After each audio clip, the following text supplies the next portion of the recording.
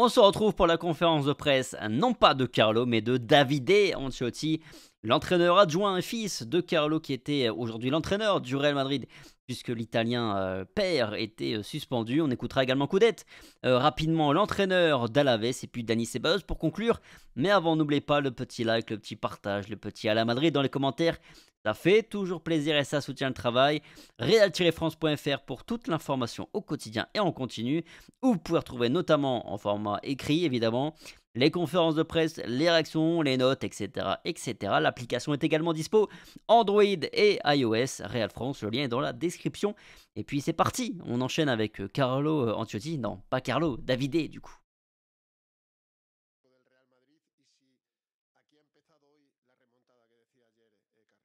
Est-ce que la remontada évoquée par ton père hier commence ici?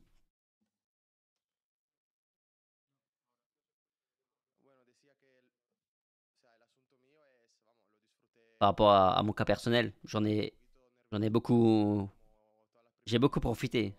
J'étais un petit peu nerveux au début, mais après j'ai totalement profité. C'était un bon moment pour moi. La victoire ensuite nous donne confiance. On savait que ce ne serait pas facile. Ce qui s'est passé dans le match en plus a rendu les choses un peu plus compliquées. Mais le fait d'avoir gagné, la victoire nous donne confiance pour ce qui arrive mercredi. Et pour ce que nous voulons faire mercredi.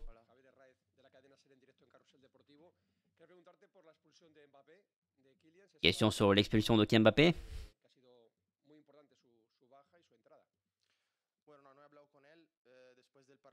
J'ai pas parlé avec lui après le match. D'abord, je veux dire que Kylian, ce n'est pas quelqu'un de violent. Il a demandé pardon. Sûrement il est conscient de ce qu'il a fait. C'est un carton rouge qui est clair. Et les conséquences, bah, il les a payées. Il les assume. C'est vrai que les nombreuses petites fautes qu'il a subies ont poussé à cette réaction aussi. Ce qui n'est pas la bonne façon de réagir. Je ne le justifie pas, mais c'est ce qui s'est passé.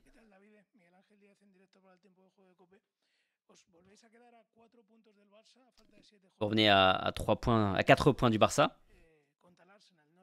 Et il y a le match face à Arsenal mercredi.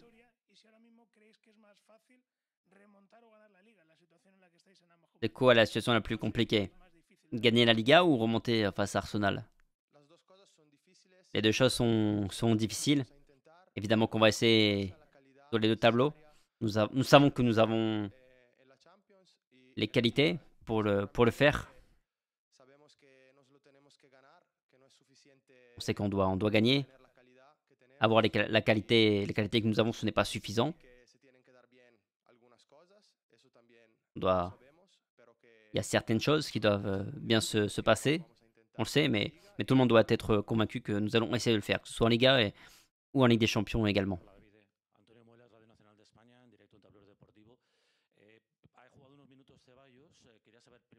Dani Ceballos a joué quelques minutes. Comment est-ce que tu l'as vu et est-ce qu'il est prêt à être titulaire face à Arsenal?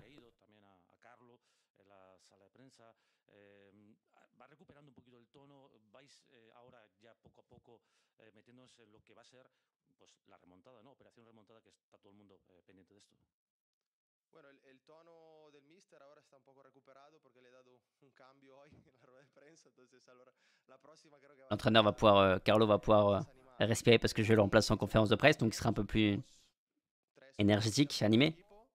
Quant à Dani, il s'est bien entraîné. Il était complètement disponible aujourd'hui.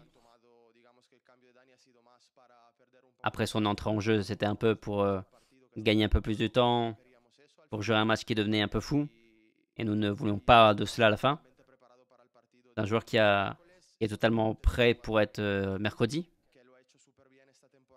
Il a super bien joué cette saison. Il va beaucoup nous aider dans le match de mercredi, qu'il soit titulaire ou pas. Peu importe. Ce sera un joueur de plus important.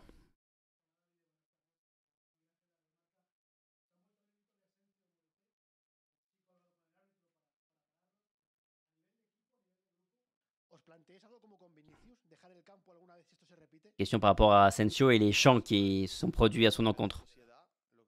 Je suis déçu par rapport à ce qui se passe d'un point de vue de la société. Mais sur le terrain, nous devons rivaliser. Ce n'est pas à nous de prendre des mesures s'il se passe quelque chose comme cela. Tout le monde espère évidemment que ça n'arrive pas, ce genre de choses. Mais c'est ce que j'ai dit au début, c'est décevant d'un point de vue au niveau de la société. C'est l'arbitre qui doit activer le protocole.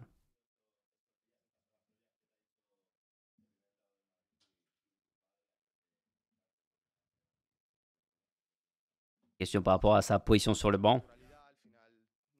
Tout s'est passé très naturellement. Ce n'est pas la première fois, j'avais déjà pris les commandes, était sur le banc quand mon père avait le Covid. Mon père me donne beaucoup de confiance. Il me l'a toujours donné depuis que j'ai commencé à travailler avec lui. Il n'a pas été nécessaire qu'il me dise quelque chose. On a eu de la communication, mais il m'a aussi laissé gérer les dernières minutes. Et ça ne me surprend pas. La confiance qu'il m'a donnée m'a donné beaucoup de confiance. Et si je suis ici aujourd'hui, c'est grâce à lui.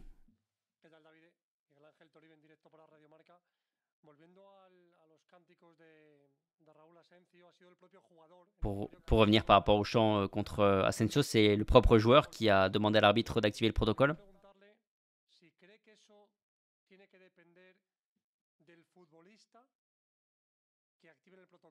Est-ce que vous pensez que ça doit dépendre du joueur, le fait d'activer le protocole? Ou est-ce qu'il devrait y avoir une autre personne tierce, quelqu'un de la sécurité par exemple, qui doit s'occuper de ça? Sur le terrain, évidemment qu'il faut y avoir de la communication entre les joueurs, entre les arbitres. Je crois que la personne qui est sur le terrain, qui est juge des décisions, parce qu'il a aussi la même perspective que les joueurs, c'est l'arbitre. Donc pour moi, c'est l'arbitre qui doit activer le protocole s'il le considère nécessaire. Je vois pas ça mal, le fait qu'un joueur discute avec l'arbitre. Écoutons maintenant l'entraîneur en face d'Alaves. Coudet sur son analyse du match. Je pense que les 30 premières minutes ont été très bonnes. Et après l'expulsion, on a continué à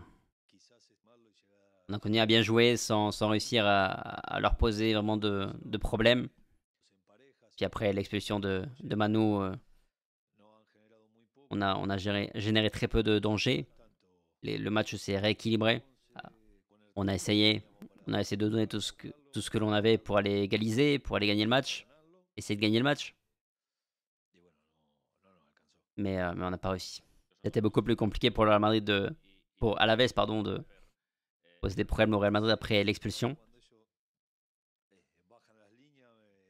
Oui, parce que quand ils font descendre leur ligne, la circulation du ballon était beaucoup plus fluide quand on était à 11 contre 11 et en deuxième période. Surtout dans cette